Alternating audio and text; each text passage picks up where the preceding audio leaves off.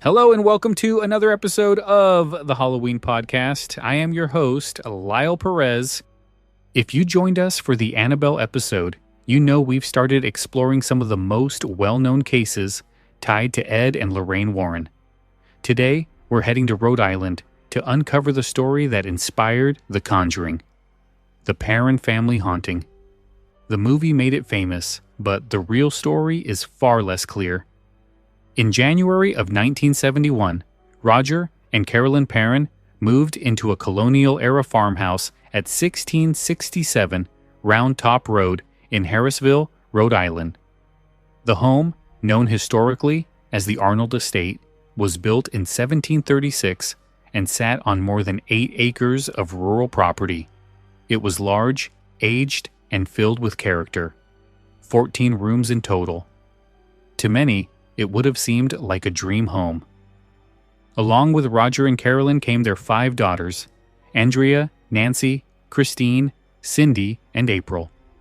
From the outside, it looked like a peaceful new beginning.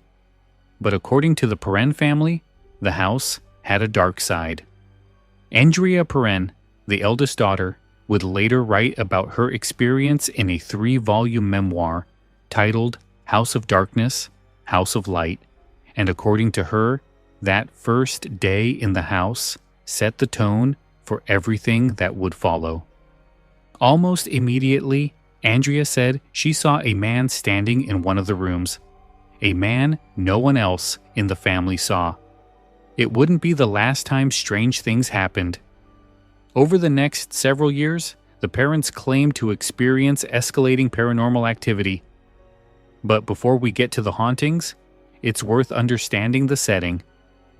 This wasn't just an old house. It was a house with a long and sometimes tragic past. Over the centuries, the property was tied to a series of unfortunate events, drownings, suicides, and at least one alleged murder. And in a home that old, with generations of families living and dying within its walls, it's not hard to imagine why ghost stories might emerge. But whether those stories were based on actual events or folklore passed down and embellished over time isn't always easy to tell. What we do know is that the Perron family lived in the home from 1971 until 1980, nearly a decade. If they were terrified from the beginning, they didn't flee in the middle of the night. They stayed. They adapted. They endured whatever was happening.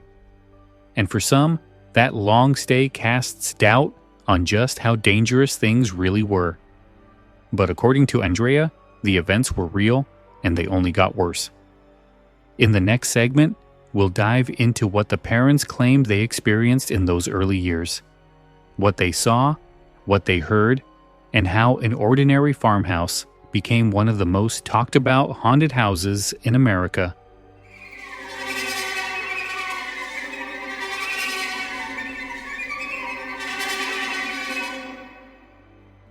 When the Perron family moved into their farmhouse in January of 1971, it didn't take long for the strange activity to begin. According to Andrea Perron, the eldest of the 5 daughters, the first unusual moment happened on day 1. While moving boxes, she claimed to see a man standing silently in the corner of a room.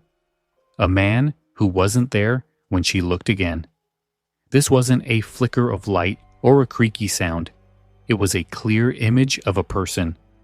Or at least, that's what Andrea believed she saw. That sighting set the tone for what would unfold over the next 10 years. At first, the activity was what many would consider minor, almost harmless. Household items would disappear and reappear in strange places. A broom was said to go missing, only to be found in a completely different room. A kettle scraped across the kitchen floor without explanation. Piles of dirt would show up just after Carolyn Perron had cleaned. Doors opened by themselves.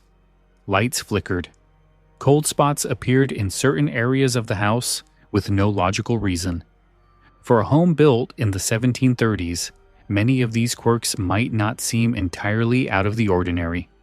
Old houses creak, air currents shift, electrical issues happen, but the Perrons believed it was something more than that. Over time, the small disturbances gave way to more unsettling moments. The family began to report disembodied voices. Shadowy figures would occasionally appear just out of the corner of someone's eye. The girls claimed they were sometimes touched or pushed by unseen hands. Andrea described cold waves that would sweep over her without warning, like a chill that cut straight to the bone. And there were odors, sudden, sharp smells that would come and go, some pleasant, some foul, without any known source. None of these experiences came with physical proof. There were no photos, no recordings, nothing that could verify what the family claimed. But over the years, Andrea's retelling of the events has stayed consistent. She maintained that not all the spirits were hostile. Some were, in her words, simply curious. They were echoes of the past, watching, not harming. But not all the encounters were neutral. The mother, Carolyn, seemed to bear the brunt of the negative energy in the home. According to Andrea, her mother's health began to decline in strange ways. She experienced sudden bouts of illness, bruises that couldn't be explained, and emotional episodes that seemed to come out of nowhere. It was around this time that Carolyn began researching the history of the house and discovered the string of deaths and tragedies connected to the land. In Andrea's account, the activity was never constant. It ebbed and flowed. Some days were peaceful, others were filled with fear and confusion. And while the girls sometimes found themselves laughing off the events, there was always the feeling that something in the house was watching, waiting. It's easy to see how stories like this take root. A centuries-old home, local legends, family stories passed down through generations, a few unexplained events, add in a little fear, some suggestion, and before long a narrative forms, one that's hard to shake. And it was that growing sense of unease that eventually led the Perrons to reach out for help. Which brings us to the Warrens. In the next segment, we'll talk about what happened when Ed and Lorraine Warren arrived at the house in 1973, what they believed was going on, the now famous seance, and why their involvement may have made things worse. I'm gonna put you on, nephew. I don't. Welcome to McDonald's. Can I take your order? Miss, I've been hitting up McDonald's for years. Now it's back. We need snack wraps. What's a snack wrap? It's the return of something great. Snack wrap is back. In October of 1973, 2 years after the Perron family began experiencing strange and sometimes frightening occurrences in their Harrisville farmhouse, a pair of well-known paranormal investigators arrived at their door, Ed and Lorraine Warren. By this time, the Warrens had already established themselves as prominent figures in the world of paranormal investigation. They were known for taking on high-profile hauntings, often bringing a strong religious angle to their work. Ed identified as a self-taught demonologist, while Lorraine claimed clairvoyant abilities. Their reputation preceded them, and it was that reputation that prompted someone, possibly through a local connection, to contact them about the Perron case. According to Andrea Perron, the Warrens showed up the night before Halloween. By then, Carolyn Perron had already spent a great deal of time researching the property's past. She believed she'd uncovered the names and stories of spirits tied to the house, including deaths by suicide, drowning, and other tragedies spanning generations. Whether those deaths had any documented connection to paranormal activity wasn't entirely clear, but Carolyn believed something dark was present in the home, and the Warrens agreed. Soon after arriving, the Warrens focused their attention on what they believed was a malicious spirit targeting Carolyn directly. They claimed this presence wanted to possess her, and that it had ties to a woman named Bathsheba Sherman, a figure we'll examine more closely in the next segment. Convinced that spiritual intervention was necessary, they arranged a seance. That seance is still one of the most controversial and debated moments in the entire Perron family haunting. According to the family, it took place in the dining room. The Warrens led the event. Carolyn sat at the center.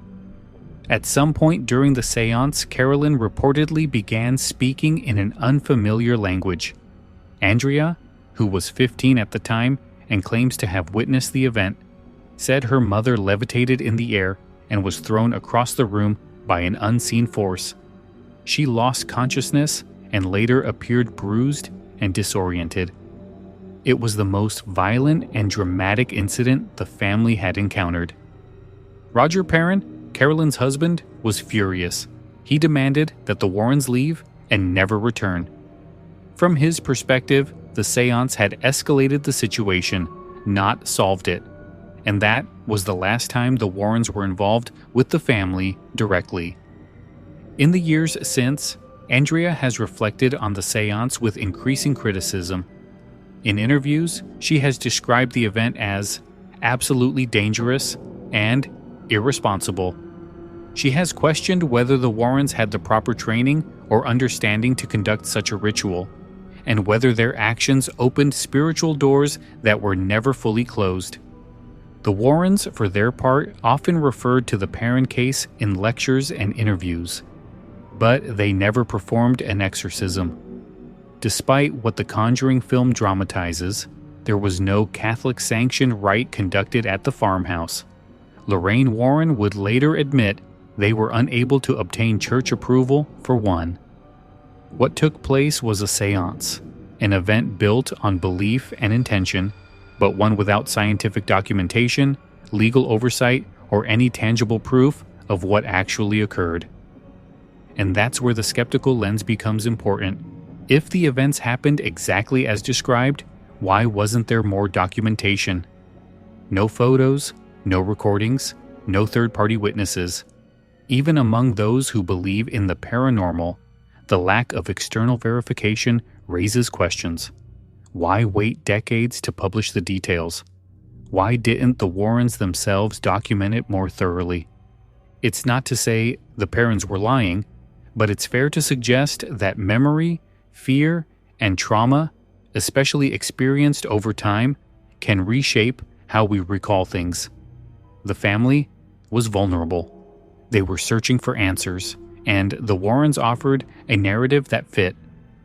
Still, even Andrea Perron, decades later, has acknowledged that the seance did not bring closure.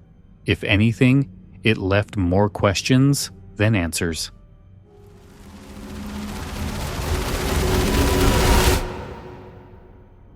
If there's one name forever tied to the Perron family haunting, it's Bathsheba Sherman. She's the central antagonist in the Conjuring film, depicted as a vengeful witch who sacrificed her child and cursed the land. In the movie, she's terrifying, but the real story is much less sensational and far more complicated. Bathsheba Sherman was a real woman. She lived in Rhode Island during the 19th century and was married to Judson Sherman. They had a son together, and Bathsheba lived a relatively quiet life, at least as far as the official record shows. She died of a stroke on May 25, 1885, and is buried in a cemetery not far from the farmhouse that the Perron family would later occupy. But during Carolyn Perron's research into the house and its history, Bathsheba's name came up repeatedly in local lore. According to neighborhood stories, some of which had been passed down orally for generations, Bathsheba had a dark past. The most common claim was that she had killed an infant with a sewing needle as part of a satanic ritual, and that she had escaped punishment due to lack of evidence. Some versions of the story even claimed she was related to Mary Town Eastie, one of the women hanged during the Salem witch trials. But here's the reality. There's no historical record proving any of those accusations. No criminal trial, no witchcraft charges, no documentation connecting her to infant deaths.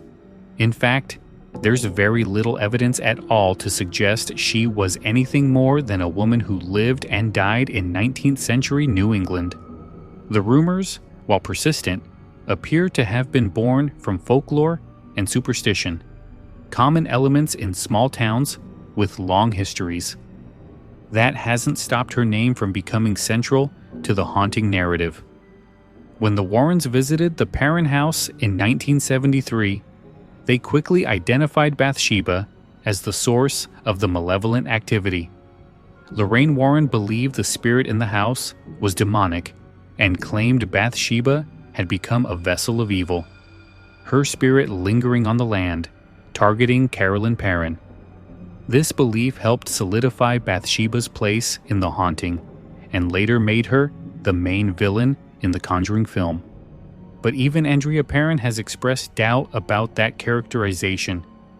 In her interviews and writings, Andrea suggests that Bathsheba may have been misunderstood. While she believes there were dark forces in the house, she doesn't think Bathsheba was necessarily the entity behind them, or even that she was entirely hostile. In her words, Bathsheba may have been a spirit trying to be seen, not feared.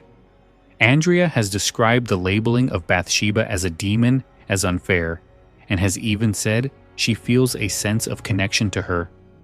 That's a far cry from the version of Bathsheba that Hollywood gave us, a woman who hanged herself from a tree after cursing her land and sacrificing her baby to the devil. It's easy to see how this happened.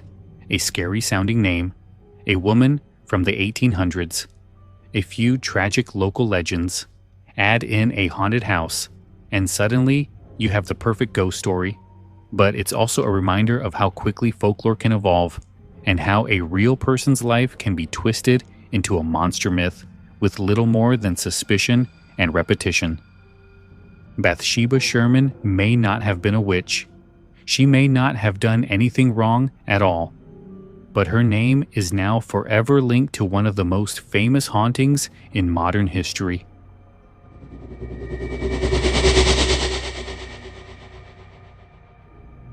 In 2013, The Conjuring was released to critical and commercial success. It was marketed as based on a true story and introduced millions of people to the Perron family's experience for the first time. The film focused heavily on Bathsheba Sherman as the demonic force in the house, and it portrayed Ed and Lorraine Warren as spiritual heroes who performed a dangerous exorcism to save the family. But for those who lived through it or researched the case closely, the film took considerable liberties. Andrea Perron, who served as a consultant on the movie, has gone on record saying that The Conjuring is about 95% fiction. She didn't say that dismissively, it's just a fact. The movie wasn't meant to be a documentary. It was a horror film inspired by real events, but with many of those events dramatized, condensed, or completely invented. For example, the Warrens never conducted an exorcism in the Perron home. Lorraine Warren herself later admitted that the Catholic Church never authorized one. What happened instead was a seance, something the movie portrays quite differently. And while The Conjuring shows the family fleeing the house in terror after a terrifying possession, the Perrons actually continued living in the home for years after the seance. They didn't move out until 1980, roughly 7 years after the Warrens' visit. Even Bathsheba Sherman's portrayal in the film was a dramatic leap from reality. In the movie, she's depicted as a witch who sacrificed her baby to the devil and cursed all future residents before hanging herself. In reality, Bathsheba died of a stroke in 1885, was buried in the local cemetery, and left behind at least one living son. There's no historical record of satanic worship or child sacrifice. Only decades-old rumors with no legal backing. That said, Andrea Perron has pointed out that some small details in the movie felt eerily accurate. One example she shared is a painting in her childhood bedroom. In real life, Andrea had a painting of a cat in her room. That exact image, or one nearly identical, ended up in the set decoration for the film. She never told the filmmakers about it, and no one asked. It was just there. A coincidence, maybe? Or something stranger. But aside from moments like that, Andrea has emphasized that the film is a heavily fictionalized version of events. She has also said the focus on demonic possession overshadowed the broader, more nuanced story of what the family experienced. Both the frightening and, occasionally, the meaningful. So why take so many liberties? Because turning a haunting into a horror blockbuster means tightening the timeline, raising the stakes, and giving the audience a clear villain. You can't make a mainstream horror film about 10 years of small disturbances, occasional voices, and a complicated spirit who might not be evil. But that's much closer to what the parents actually described. It's worth remembering that the real haunting, if there was one, wasn't a constant stream of jump scares. It was a long, slow build of unexplained events, emotional strain, and personal interpretation. The parents lived with that for nearly a decade, and by the time they left, the story had become part of them. And now, it's part of pop culture. I'ma put you on, nephew. I don't. Welcome to McDonald's. Can I take your order? Miss, I've been hitting up McDonald's for years. Now it's back. We need snack wraps. What's a snack wrap? It's the return of something great. Snack wrap is back.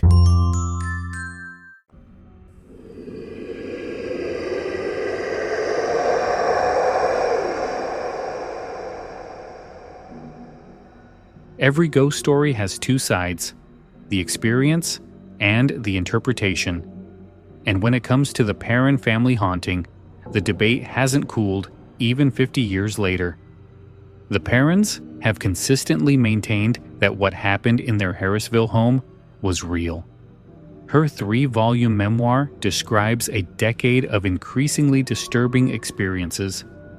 But despite how compelling the story may be, there are still major questions that leave room for doubt. To start, there's no physical evidence, no photographs of spirits, no audio or video recordings of the activity, not even a police report. Everything we know comes from personal testimony, mostly Andrea's, written decades after the events took place. And while personal accounts can be powerful, they're also subject to memory distortion, suggestion, and even retroactive storytelling. Skeptics have pointed this out for years. Paranormal investigator and author Joe Nickell, known for his work with the Center for Inquiry, has argued that many of the Perron family's experiences could be attributed to natural causes, things like drafts, old pipes, creaking wood, and electrical issues. Jim Nickell, another critic cited in ghost tours and lectures, has emphasized that a house that old is bound to make noise and behave strangely. That doesn't mean it's haunted.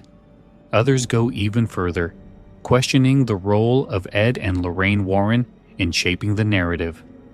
The Warrens inserted themselves into numerous high-profile cases over the decades, including the Amityville Horror, the Enfield Poltergeist, and the Snedeker Haunting in Connecticut. While they've been embraced by believers and horror fans, many in the scientific and skeptical communities have dismissed them as opportunists. In recent years, documentaries like The Devil on Trial have revisited some of the Warrens' most famous cases and labeled them questionable at best. A Vox feature even referred to them as con artists, who often pushed religious or supernatural explanations on vulnerable families experiencing stress or trauma. Even among paranormal enthusiasts, opinions are mixed. Some who visited the Perron house since it was sold in 2022 report very little activity. A few caretakers have mentioned the occasional door slamming shut or light flickering, but nothing on the level of what the Perrons described. One visitor saw a chair move slightly, while another claimed to feel a strange heaviness in certain rooms. But for the most part, people walk through the house without incident. That contrast between what the Perrons claimed and what modern visitors report has fueled the controversy. Was the house truly active in the 1970s and now dormant? Or did the story grow in the retelling? There's also the question of influence. Did the presence of the Warrens unintentionally amplify the fear? By introducing the idea of demonic possession and linking the activity to a specific spirit like Bathsheba Sherman, did they give the haunting a clearer, more dangerous shape than it might have had otherwise? Andrea herself has acknowledged that the seance conducted by the Warrens was traumatic and possibly irresponsible. In interviews, she said it made things worse. That raises another skeptical question. If the Warrens' presence increased the danger, were they helping or unintentionally causing more harm? In the end, what we're left with is a haunting that rests entirely on memory, emotion, and belief. That doesn't mean it didn't happen, but it does mean that any attempt to prove or disprove it will depend on how much trust you place in personal experience.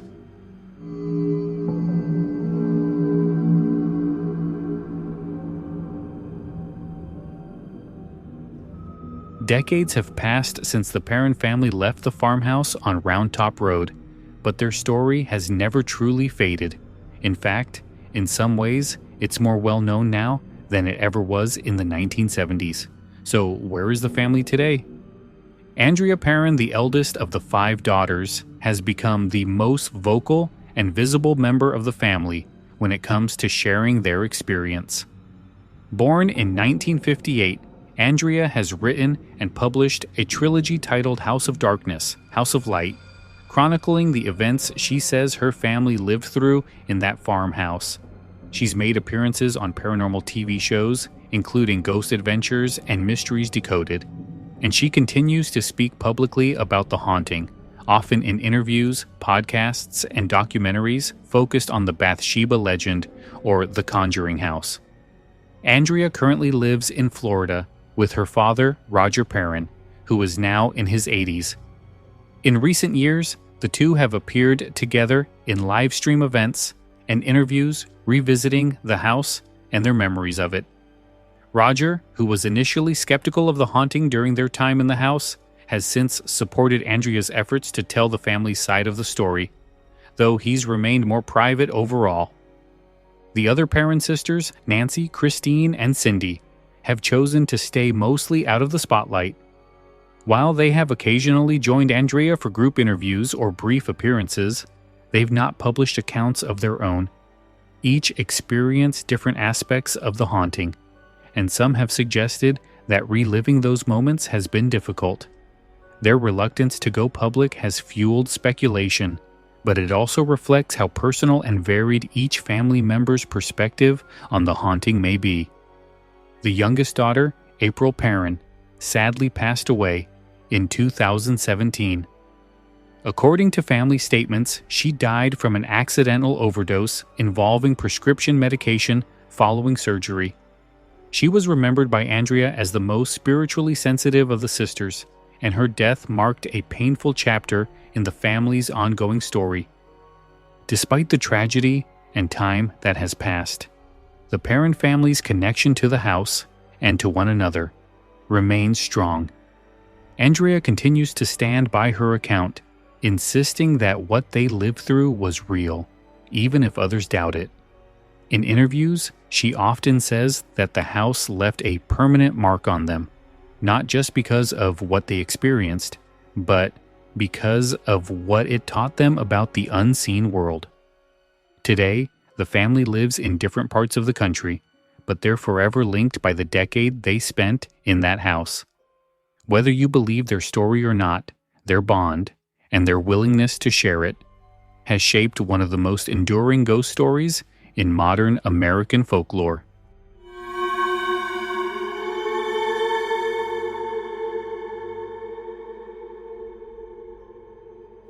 After the Perron family left the farmhouse in 1980, the house remained relatively quiet in the public eye for a while, but that changed dramatically following the release of The Conjuring in 2013. Almost overnight, the old colonial home at 1667 Round Top Road transformed from a forgotten piece of New England history into one of the most famous haunted houses in the world. Interest surged.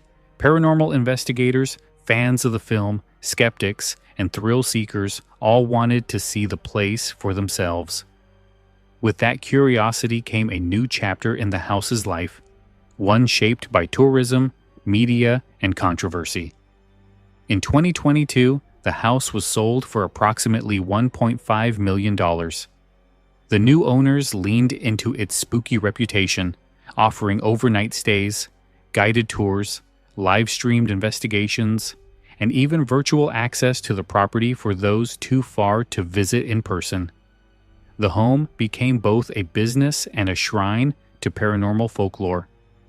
Before the sale, one of the previous owners, Norma Sutcliffe, had taken a more cautious approach. While living there, she reported only minor, explainable disturbances, occasional door creaks, cold spots, and once a chair that appeared to move slightly. She never described the kind of intense, aggressive haunting that the Perrons claimed. In fact, Norma was vocal about her frustration with how The Conjuring brought unwanted attention to the home, including trespassers and late-night thrill seekers. Since becoming a paranormal attraction, the house continues to draw visitors.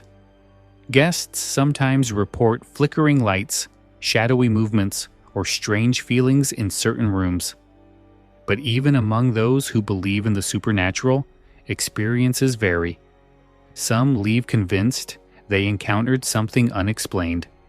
Others leave wondering if the power of suggestion had more to do with it than the house itself.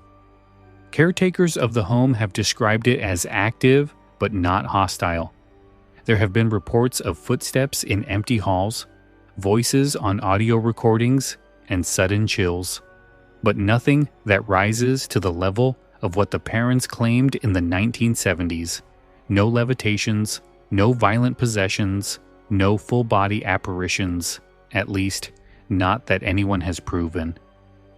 The house today stands as a kind of haunted landmark, not just because of what may or may not have happened inside, but because of what it represents. The collision of family memory, folklore, religious belief, and pop culture. It's part of a larger conversation about how we process fear, explain the unexplainable, and turn personal stories into public legend. It's worth asking, if The Conjuring had never been made, would anyone still be talking about this house? Would visitors still come from across the country to spend the night there? Or did the film, and everything that followed, reshape our view of the house so thoroughly that it no longer matters what's real and what's not? What is certain is that the house remains standing, its doors still open to the curious. And in that quiet farmhouse in rural Rhode Island, the story continues. Whether it's still being written by spirits or simply by us. The Perron family haunting is one of those stories that seems to grow every time it's retold. Between Andrea Perron's books, the Warrens' involvement, and Hollywood's interpretation, it's easy to lose track of what actually happened, if anything happened at all. And that's why this story raises some important questions. Questions that don't always have easy answers. What do Andrea's books reveal that the film omits?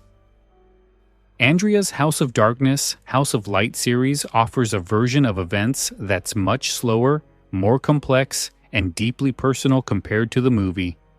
While The Conjuring focuses on a clear villain and a dramatic climax, the books describe 10 years of strange phenomena. some of it frightening, some of it almost peaceful. Andrea paints a picture of a house filled with different energies, not just one evil presence.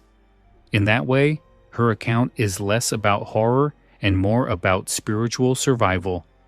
It also suggests a much deeper emotional and psychological impact than the movie portrays. Did the Warrens amplify events for their agenda? This is one of the most debated aspects of the case. Lorraine Warren believed the spirit targeting the Perrons was demonic, and the seance they performed only strengthened that idea. But Andrea has since said the seance made things worse, and that bringing the Warrens in may not have been the right call. Critics argue that the Warrens had a pattern of focusing on demonic explanations, even when simpler ones might have been possible. Whether they believed in their methods or were playing to an audience is still up for debate, but their presence certainly escalated the narrative. I'ma put you on, nephew. I don't. Welcome to McDonald's. Can I take your order? Miss, I've been hitting up McDonald's for years. Now it's back. We need snack wraps. What's a snack wrap? It's the return of something great. Snack wrap is back. Can folklore be separated from documented history? In this case, not easily. Bathsheba Sherman was a real person, but her reputation as a baby-killing witch seems to be built entirely on gossip and local legend. There's no record of her being tried, accused, or even seriously investigated for any crime.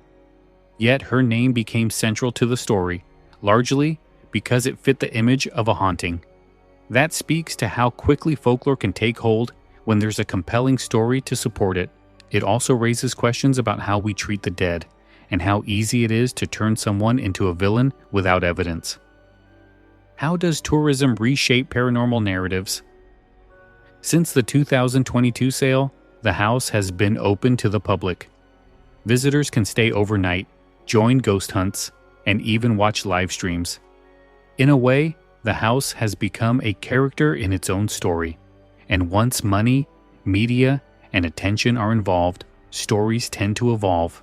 People might go into the house expecting something to happen, and then interpret every creak or draft as confirmation. Others might walk away underwhelmed. Either way, the experience becomes part of the growing legend, whether or not it reflects what actually occurred. These questions don't have definitive answers, but they're worth asking, because the Perron haunting isn't just a ghost story. It's a case study in how belief, memory, and media shape our understanding of the unexplained.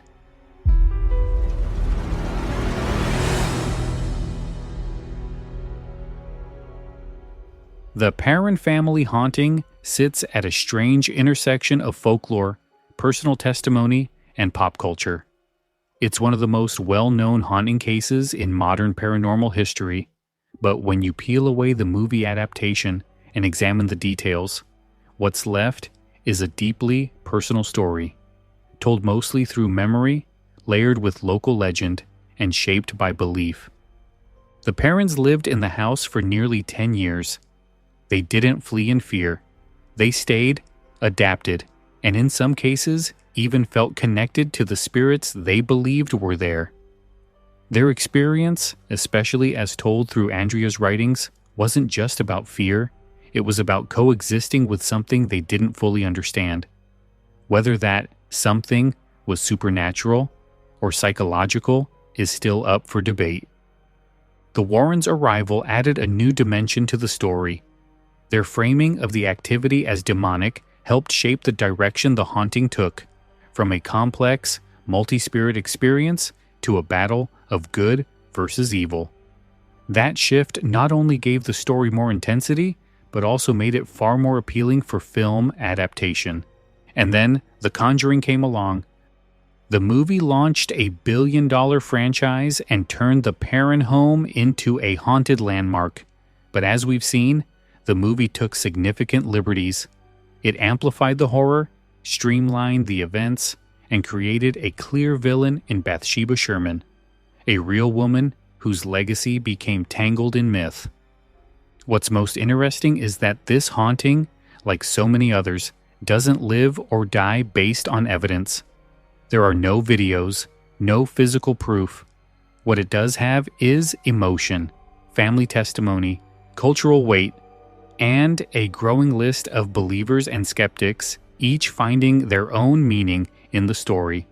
Maybe that's why it endures.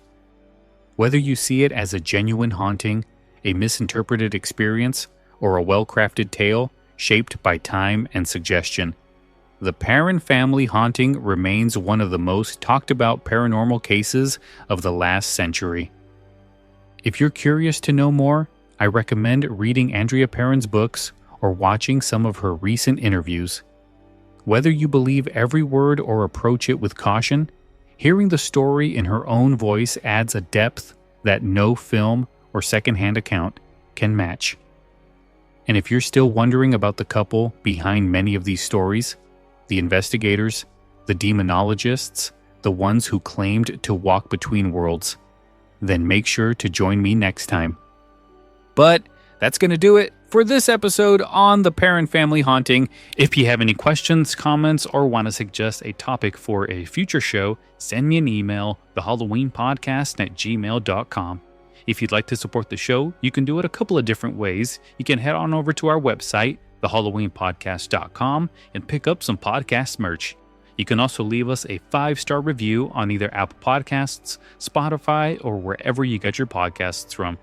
Don't forget to like our Facebook page at facebook.com/thehalloweenpodcast.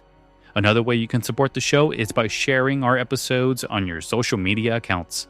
Tell all your friends that this is a show they should listen to. Thanks again for listening, and I'll see you guys next week. Have a good night.